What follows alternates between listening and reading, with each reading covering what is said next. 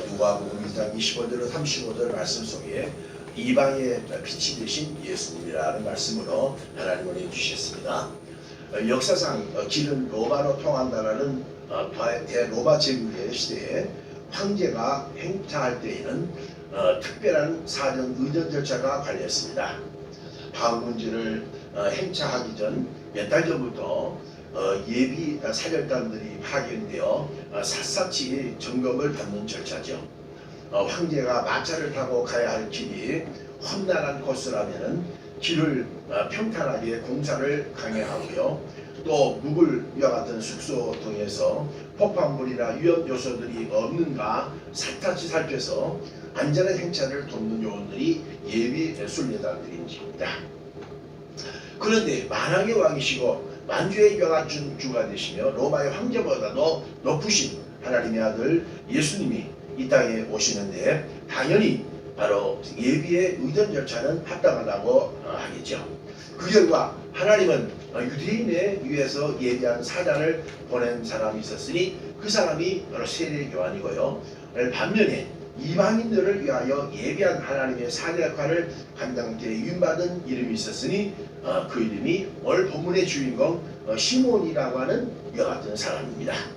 그래서 25절에 보니까 예루살렘에 시몬이라는 사람이 있으니 라고 했고요. 32절에 보니까 이방을 비추는 빛이다 라고 이렇게 예수님을 언급을 한 것입니다. 사실 성탄절이 가까이 오면 크리스마스 시즌에 특별히 볼 수 있는 각종 현란하고 휘황찬란한 불빛들이 네온사인들로 거리를 누비며 도시의 골목들을 참으로 장관이겠죠. 이 모습은 특별히 상징성을 보여주는데 빛으로 오시는 예수 그리스도를 사전에 환대하기 위한 인류의 배려라고 볼 수 있겠죠. 요한복음 8장 12절에 예수께서 가라사대 나는 세상의 빛이니 나를 따르는 자는 어둠에 다니지 아니하고 생명의 빛을 얻으리라 라고 했습니다. 하나님은 사랑이시기 때문에 죄에 빠진 인류를 구원하기 위하여 예수님을 보내시기 전에 무려 1500년 전 모세를 보내서 율법과 온갖 규례를 주셨습니다. 그러나 아브라함의 후예라고 일컫는 바로 유대인들이 자신들의 종교적 기득권을 악용하여 자신들의 민족 종교로만 국한시키려 했기 때문에 이방인에게는 전혀 구원의 기회가 올 수 없었던 것이죠. 그런데 하나님께서 유대인들의 바로 잘못된 그 편견과 독선을 깨뜨려서 유대인들의 종교뿐만 아니라 그 기독교는 전 세계에 이와 같은 종교라고 하는 것을 이 땅에 보여주신 분이 바로 예수 그리스도이신 것입니다. 요한복음 3장 16절에 하나님이 세상을 이처럼 사랑하사 독생자를 주셨으니 라고 함으로써 예수님의 이와 같은 등장은 결국 온 세계로 말미암아 구원을 주시는 인류의 대구원을 주시는 것으로 포괄적으로 증거를 했고요. 로마서 3장 29절에 하나님은 홀로 유대인의 하나님뿐이시뇨 아니라 이방인의 하나님도 되시느니라 라고 말씀하신 사도 바울을 통해서 확연하게 증거해 주셨지 않습니까? 사실 전 세계적으로 아브라함의 후예라고 일컫는 유대인들, 주니시라고 하는 유대인들은 4000년 동안 전 세계에 지금 5%밖에 없고요. 나머지 95%의 대다수는 아브라함의 후손이 아닌 바로 이방인들인 것입니다. 저와 여러분도 다 이방인들인 것입니다. 그러므로 유대인들이 시기 질투해서 이방인들의 구원의 발에 넣지 않으려는 종교적 편견을 바로 잘못이라고 할 수밖에 없겠죠. 그 까닭에 이방인의 예비의 사자 시몬을 통해서 아기 예수를 본 순간 예루살렘 성전에서 그는 성령으로 본문 32절에 이방을 비치는 빛이요 주의 백성 이스라엘의 영광이니라 라고 찬양한 것이죠. 지금도 유대교도들은 기독교인들이 예수 탄생을 축하하고 영광을 돌리는 이 성탄절을 매우 댕기하고 홀리하게 있지 않습니까? 왜냐하면 유대교의 그 교주는 모세입니다. 지금부터 예수님보다 1500년 전에 탄생했던 그 모세가 우리에게 600열세가 율법을 주었기 때문에 모세가 교주인데 어떻게 예수님이냐? 그 대신 유대교인들은 예수님은 3년 반 동안 잠시 예언한 그런 예언자로만 생각합니다. 그래서 이사야나 예레미야나 에스겔이나 다니엘 같은 대선지자가 아니고 왜냐하면 이사야 같은 선지자는 60년 동안 예언 활동을 한 사람이 아니까 그러니까 얼마나 이스라엘 민족에게 큰 기대한 영향을 미쳤습니까? 그런데 예수님은 겨우 3년 반 동안 예언 활동을 하고 죽었거든요. 그렇기 때문에 예수님은 한마디로 어떤 선지자로만 취급한 거예요. 그리고 자신들의 교주는 바로 모세라는 것이죠. 그래서 이번에 미국의 클린턴 대통령이 예루살렘은 유대교의 이와 같은 수도다, 유대인의 수도다. 이 말은 그 말은 아브라함의 후에, 즉 아브라함 후에 다윗의 시대부터 예루살렘은 그 수도로 정했기 때문에 그렇게 인정했고, 자기와 같은 마스타이가 유대교도랍니다. 그래서 그런 정치적 영향 때문에 결국 그렇게 선포한 것인데, 연결하게 볼 것 같으면 유대인들은 지금도 성탄절을 전혀 도외시 합니다. 거기에 성탄절 때 순례객들이 오면은 다 예수 탄생한 그 교회에 보면은 그들을 멸시하고 그런 경향이 있습니다. 그래서 유대교도들이 기독교인들이 예수 탄생을 축하하고 영광 돌리는 성취하는 냉가고지 오늘 이 성탄절을 약 일주일 앞둔 대강절 다섯째 주일로서 하나님 앞에 몇 가지를 본문 중심으로서 상고해 보기로 하겠습니다. 첫째로 사역적 측면에서 고찰해본 빛 대신 그리스도의 예비한 자의 마음의 정체성에 대해서 말씀을 드리겠습니다. 오늘 보면 25절 보니까 시몬이라고 하는 사람이 있었으니 이 사람은 의롭고 경건하여 이스라엘의 위로를 기다리는 자라고 일컬었죠. 구체적으로 빛 대신 주님을 예비한 사자의 마음의 정체성을 세 가지를 결정적으로 본문에 제시하고 있는데, 그 첫 번째는 의롭다고 그랬고, 시몬은 두 번째로 경건하다고 그랬고, 세 번째는 이스라엘의 위로를 기다리는 자라고 발표한 것이다. 이 세 가지는 마음의 정체성은 마태복음 25장에서 예수님께서 비유로 가르치신 10처녀의 비유의 말씀에서 우리가 찾을 수가 있겠는데요.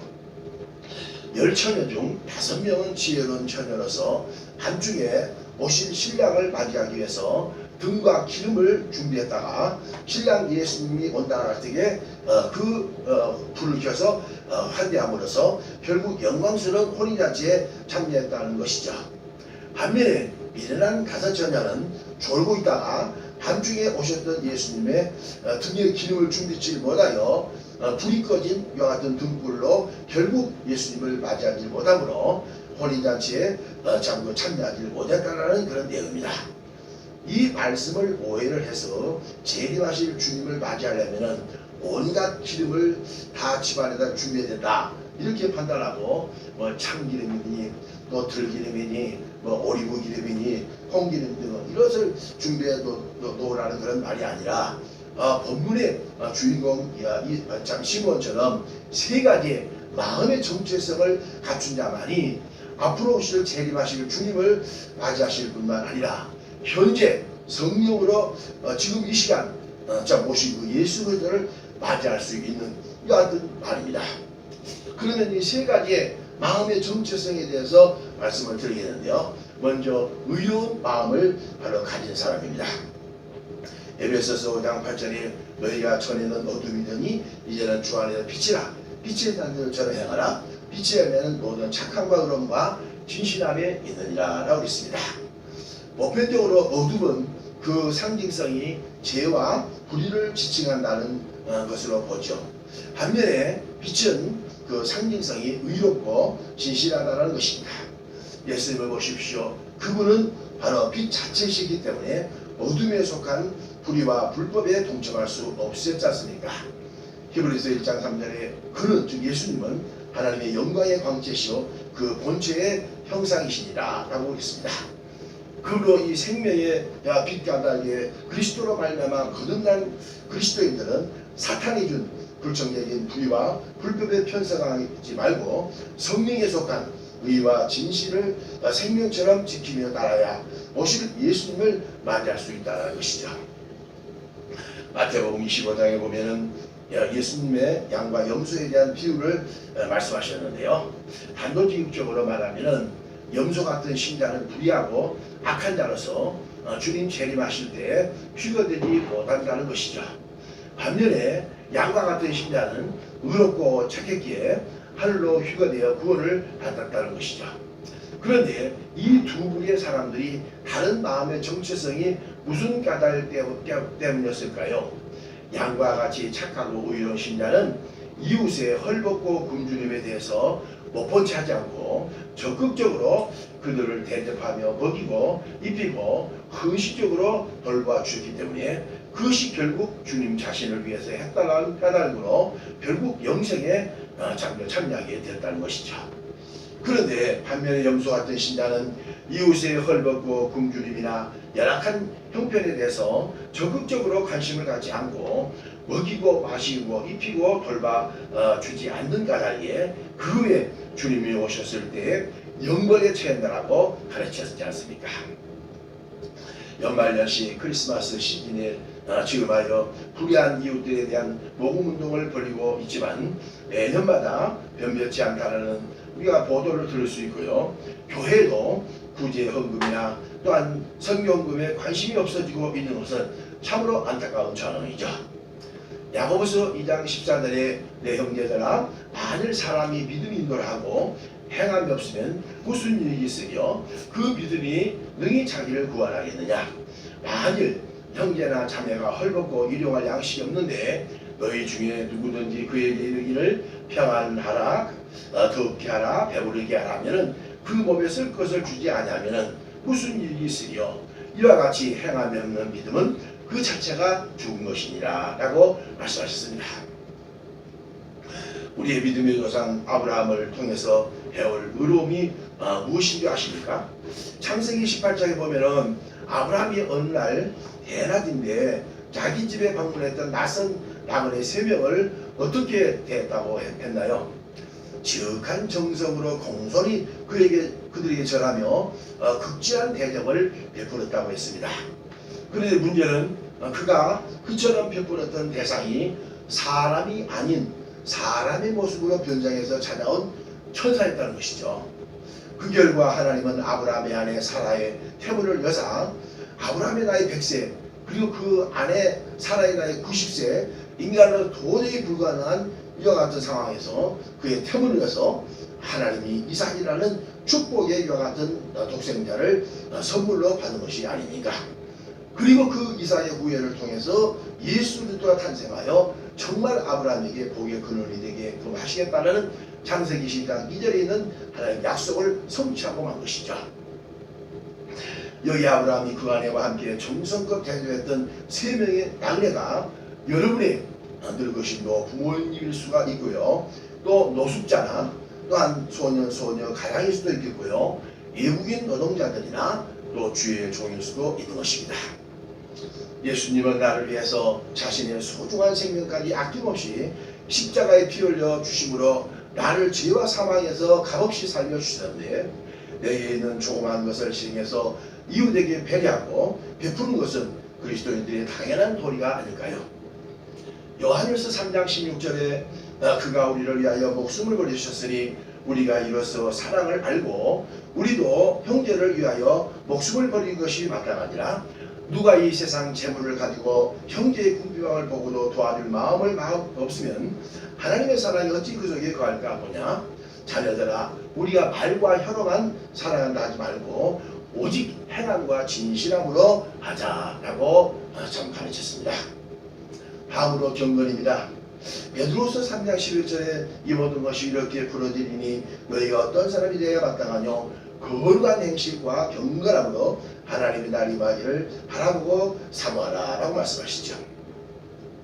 시므온은 비록 연로한 어르신이었음에도 불구하고 재림하실 주님을 맞이할 수 있는 기본적인 마음의 정체성인 자신에 대하여 경건함을 무장했기 때문에 예수님을 예비한 사자로서의 영광을 체험할 수 있었다는 것이죠. 사도행전 10장에 보면은 이달리아에 대해 군대장관 백부장 고넬료라는 사람이 있었는데 그가 얼마나 경건하여 원칙으로 더불어 하나님을 경외하고 백성을 많이 구제하고 항상 기도했던데 하루는 천사가 와가지고 할렐루야 할렐루야 네 기도와 구제가 하나님께 상달하여 되었으니 네가 지금 요바에 있는 베드로라는 주의 목사님을 쳐야라 라고 하는 지시를 받고 두 종을 보내 결국 요바에 전혀 생소한 베드로 목사님을 초청해서 예배를 드렸을 때 이방인 가운데 최초로 성령세를 받는 그런 놀라운 축복을 받는 역사를 우리가 보시죠. 연말 연시만 되면은 각종 송년회 모임이다 동창회다 하여 술 먹고 방탕하며 방임함으로 불경건함에 이르는 경우가 허다합니다. 물론 그 모임 자체가 부정하다는 것이 아니라 예를 들면은 1차로 간단한 그런 식사 정도로 직원들이 이와 같은 끝나거나 또 동창회도 끝나면은 얼마나 서로의 우위를 다짐하며 좋은 모험이 되겠습니까? 그런데 쓸데없는 제2차 노래방이니 또 안마방이니 갔다 하고 또 3차로 이제 음란한 죄를 범하는 경우가 다반사라는 경우로 참 흘러간다는 것이죠.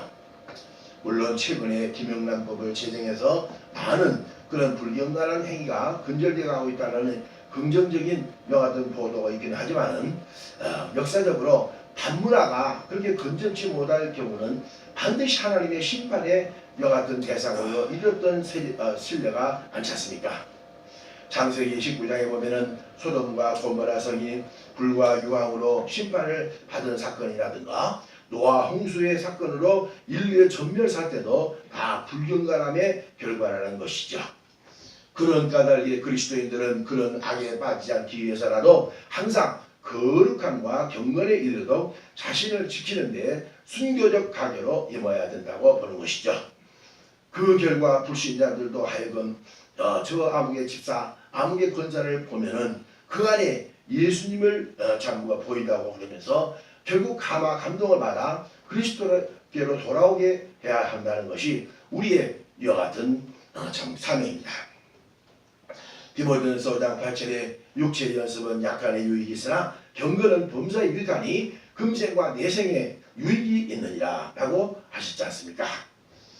교회를 다닌다고 하면서도 아직도 술, 담배를 끊지 못한 나이롱 신자들이 있다든가 또 도박이나 노름의 늪에 벗어나지 못한 허접한 바로 신자들이 있다든가 또 음란한 옛 버릇을 벗지 못한 폐기한 신자들이라면 이번 성탄절을 지음을 해서 끊고 버리고 헤어나와 경건함과 거룩함에 이르는 성도들이 될 수 있기를 주의 문화들이 축원합니다. 로마서 13장 13절에 낮에와 같이 단정히 행하고 방탕과 술 취하지 말며 음란과 허세하지 말며 쟁투와 시기하지 말고 오직 주 예수 그리스도를 언입고 정욕을 위하여 육신의 일을 도모하지 말라 그랬습니다. 아멘.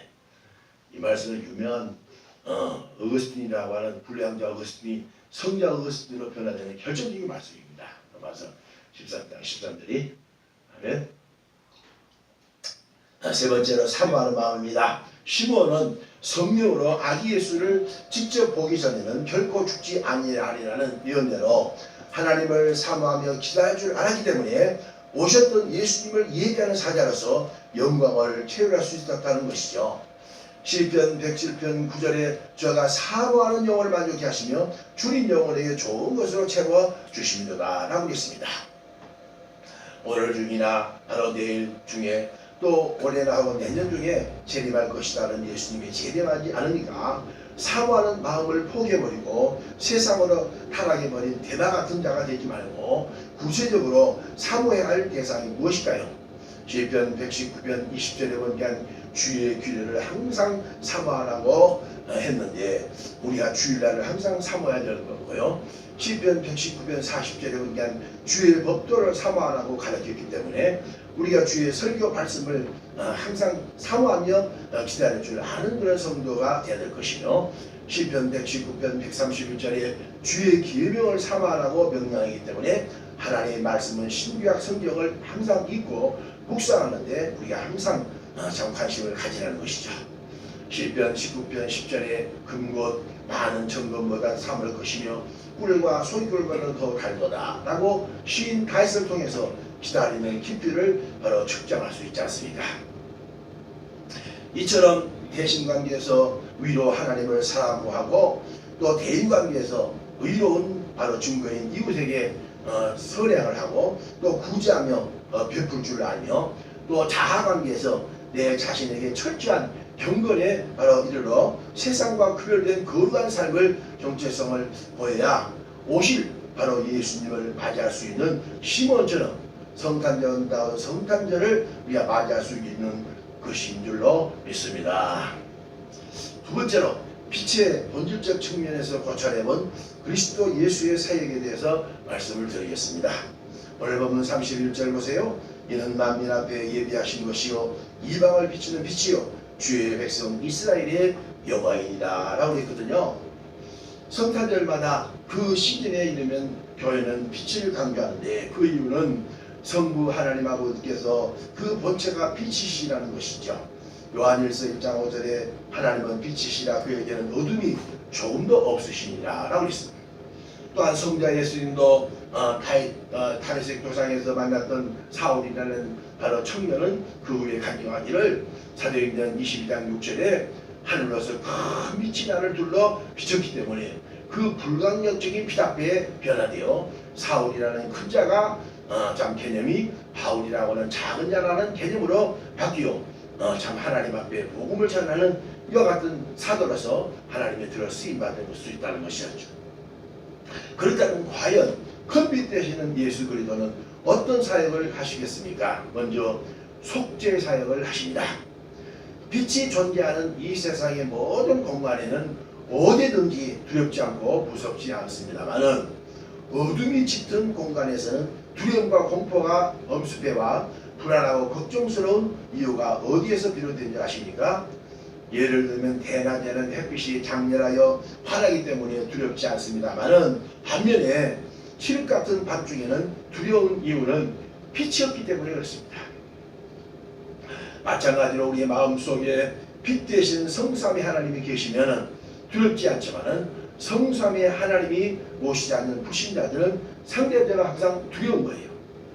그 대표적인 우리의 마음에 빛 대신 이와 같은 그 증거로 이사를 하거나 또 조상교를 이장하거나 또 혼인잔치를 잡을 때 무당이나 점쟁이들을 찾지 않고 우리가 자신의 처지와 형편에 맞는 날을 잡아서 시행하면 되는데 불신자들은 혹시라도 이 어떨까 무슨 이와 같은 재난이 미치지 않을까 마귀가 나한테 오고하지 않을까 그래서 손 없는 날 이사가 해야 된다든가 또 조상들도 이장해야 된다든가 하면서 이런 쓸데없는 이와 같은 두려움을 살랍니다. 전부 다가 마음에 두려움이 어디서 비롯됩니다.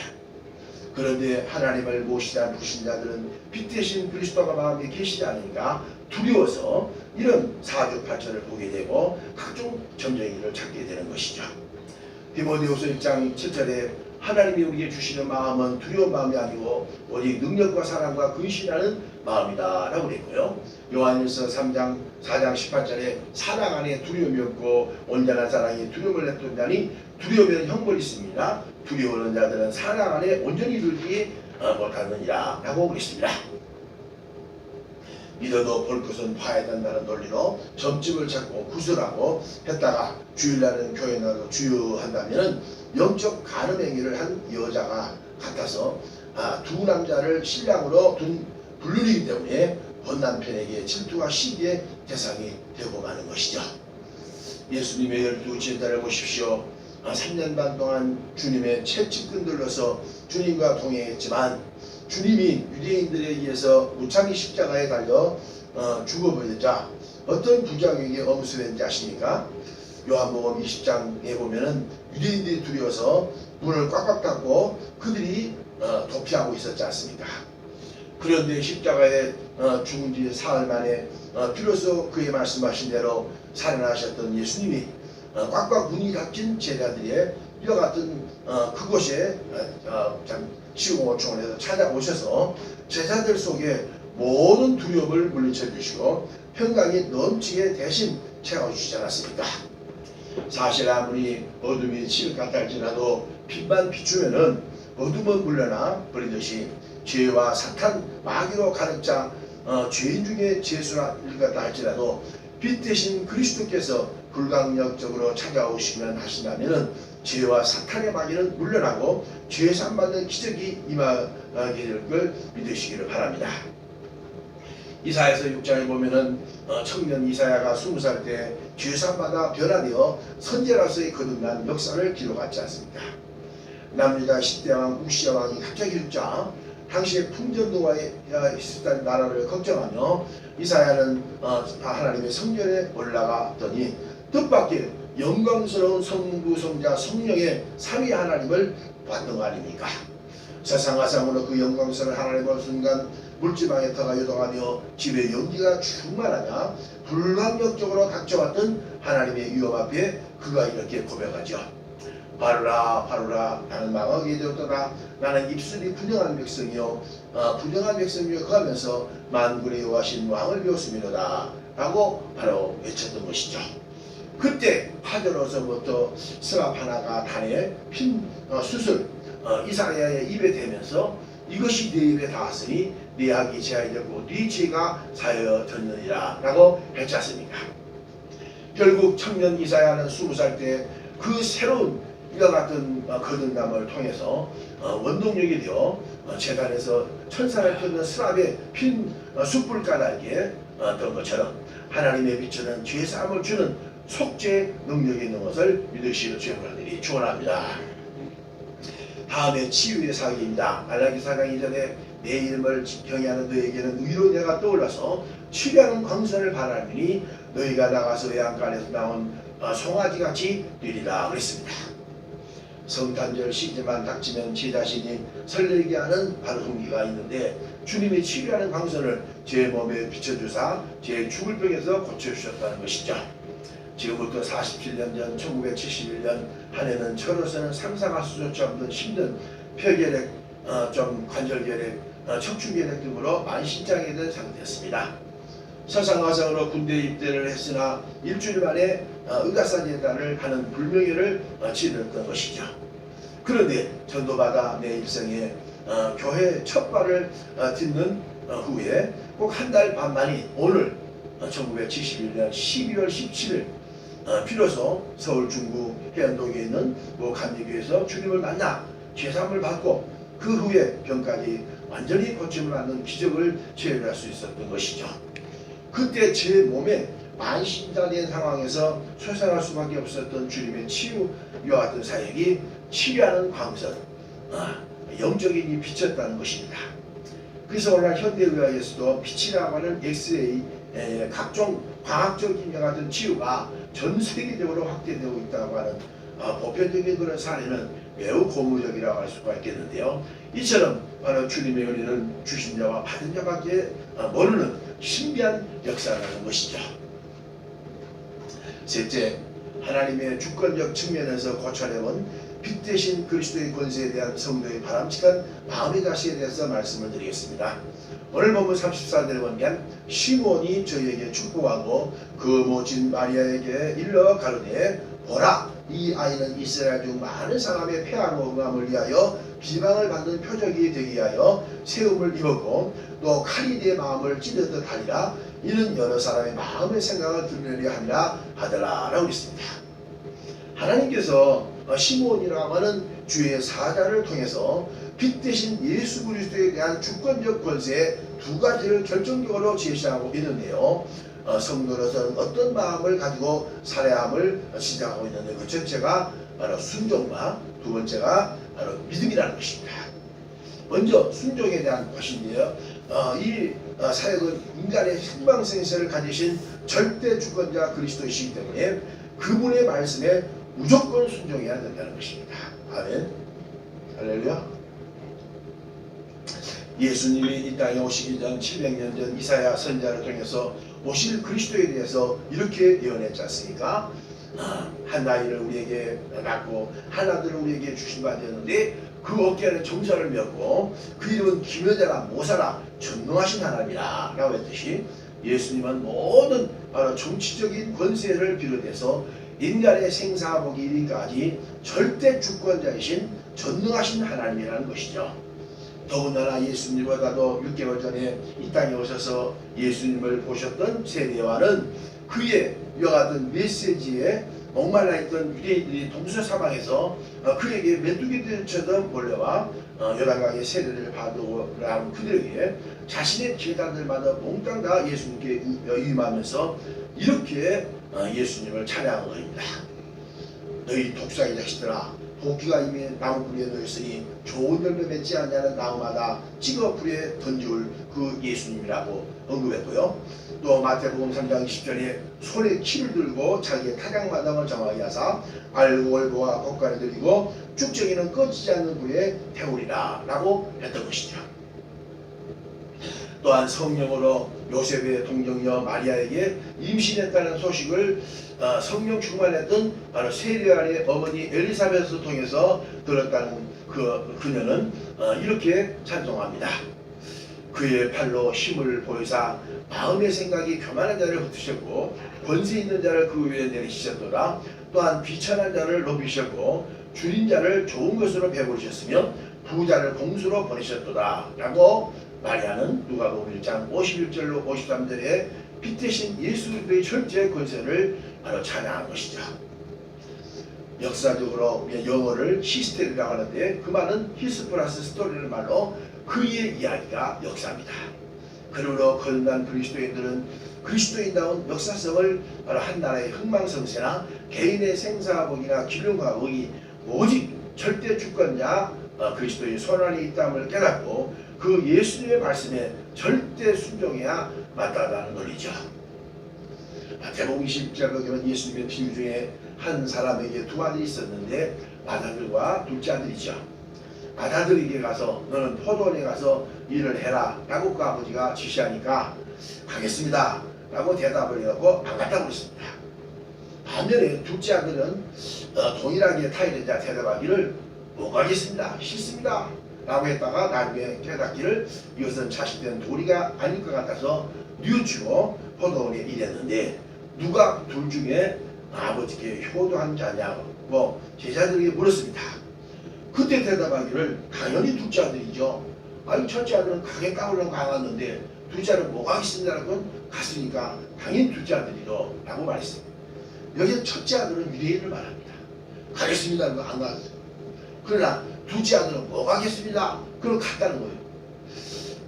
그래서 둘째 아들은 유대인 멸시하는 이방인들을 말하는 것으로 당시 세리와 바로 창기들이라고 매도했던 이방인들을 시사한 것입니다. 이때 예수님께서 이렇게 마지막 정의를 하셨습니다. 세리와 창기들이 너희보다, 즉 너희 유대인들, 바리새인과 서기관들이라는 것은 너희 유대인들보다도 먼저 하나님 나라에 들어가리라 라고 말씀하셨습니다. 여기에서 왜 예수님께서 창기와 세리들이 먼저 하늘나라에 들어간다고 유대인들을 차별했던 그들에게 우선권을 주었을까요? 사실 예수님도 유대인입니다. 육신적으로 말하면 그잖아요. 아브라함의 후예를 통해 받고 요셉이 통해서 마리아라는 몸을 빈정을 가졌기 때문에 다만 한 가지 이유 까닭인데 절대 복종하고 순종했기 때문이라는 것입니다. 이사야서 1장 19절에 너희가 즐겨 순종하면 땅의 아름다운 소산을 먹을 것이요 너희가 거절하면 해반의 칼에 삼키오리라 그랬습니다. 인간이 이 세상을 살아가는데 자신을 항상 제1인자의 자리에 두는 것처럼 위험천만하고 위험스러운 일은 더욱 없다고 봐야 되는 것이죠. 물론 직장이나 가정 그리고 사회 공동체 내에서 비록 가장이고 또 회장이고 최고의 CEO나 자리에 있다 할지라도 제1인자의 자리는 항상 비워두고 제2인자의 자리로 내려와야 그 공동체나 가정 그리고 직장이 평화하다는 것이죠. 대통령은 그 자리가 제1인자라는 자리를 비워두고 국민의 눈치 또 하나님의 눈치를 살필 줄 아며 국정을 운영해야 나라가 평화하다는 것이죠. 가장 역시 가정에서 제1인자라는 자리를 비워두어 아내의 눈치, 자녀의 눈치를 살피며 제2인자라고 하는 자리로 겸손히 내려와야 가정이 평안하고 화목하다는 논리죠. 교회도 마찬가지입니다. 교회라는 공동체 역시 1인자의 자리를 비워둬야 됩니다. 1인자의 자리는 하나님이시고 예수님이시지 어떻게 1인자가 될 수가 있다는 말입니다.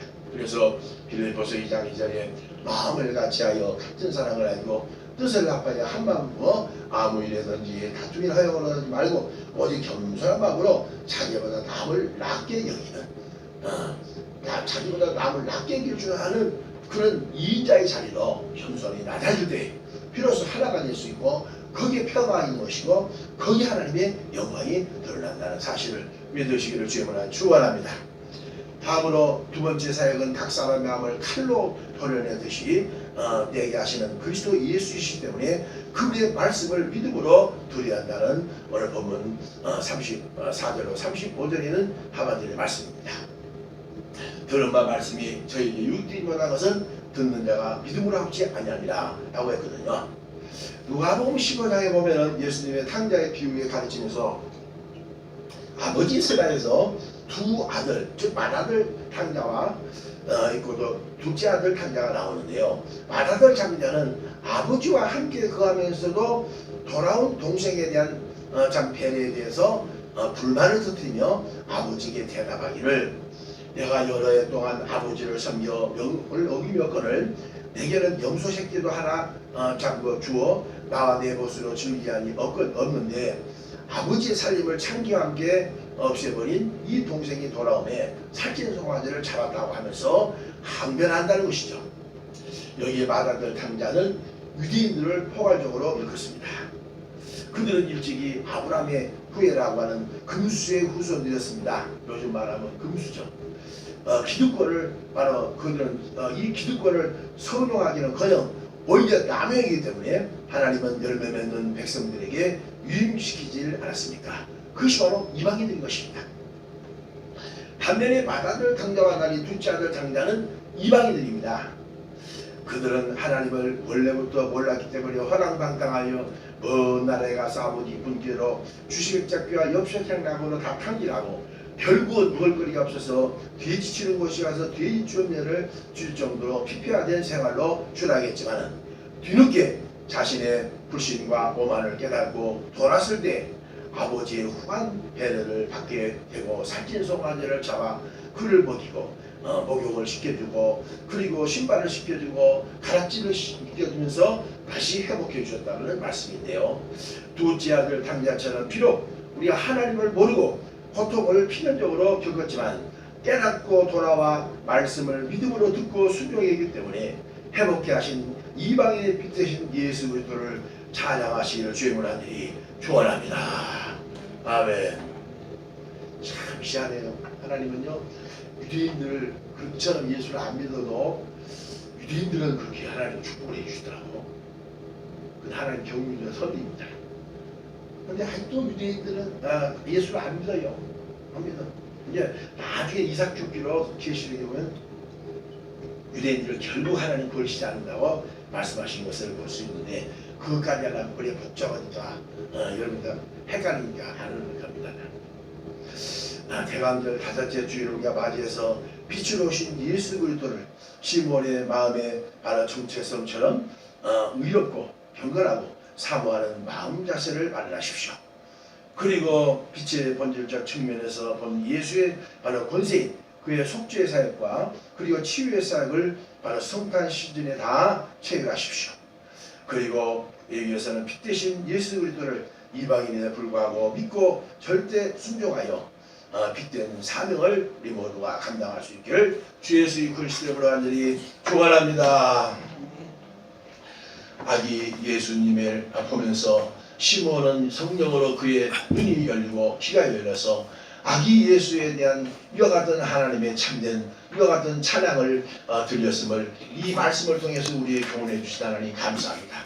우리는 보잘것없는 저 예루살렘에 이와 같은 연로한 시몬에 지나지 않는지만은 그러나 시몬과 같은 그런 마음에 이와 같은 정체성을 가지고 우리가 날마다 빛 대신 예수 그리스도를 맞이하기 위하여 절대 순종하고 절대 믿는 하나님의 백성들로 부족함이 없도록 저희들을 도와주옵소서. 예수 그리스도 이름으로 기도드리옵나이다. 아멘.